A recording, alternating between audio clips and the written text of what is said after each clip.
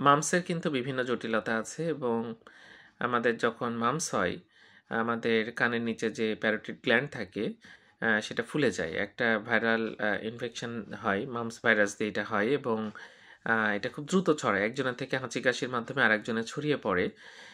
Mum's থেকে কিন্তু ছেলেদের অর্কাইটিস হয়, অন্ডকোষে প্রদাহ হয় এবং প্রচণ্ড ব্যথা করতে পারে। এটা একটা হয় এবং এখান থেকে কিন্তু বন্ধ্যাত্ব দেখা দিতে পারে ভবিষ্যতে।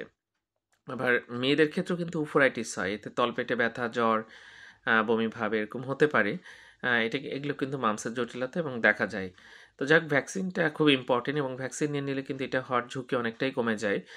মামস ভ্যাকসিন পাওয়া যায় এবং সেই ভ্যাকসিনটা ডাক্তারের পরামর্শে আপনি নিতে পারেন। তো যাই হোক, মামস হলে দ্রুত চিকিৎসা নেবেন, কারণ এই যে জটিলতার কথা বললাম, উফোরাইটিস বা অর্কাইটিস, অন্ডকোষে প্রদাহ হয় বা মেয়েদের ডিম্বাশয়ে প্রদাহ হয়, এর ফলে কিন্তু পরবর্তী জীবনে অনেক রকম সমস্যা হতে পারে। এই জন্য সবারই কিন্তু সতর্ক থাকা দরকার। ধন্যবাদ সবাইকে।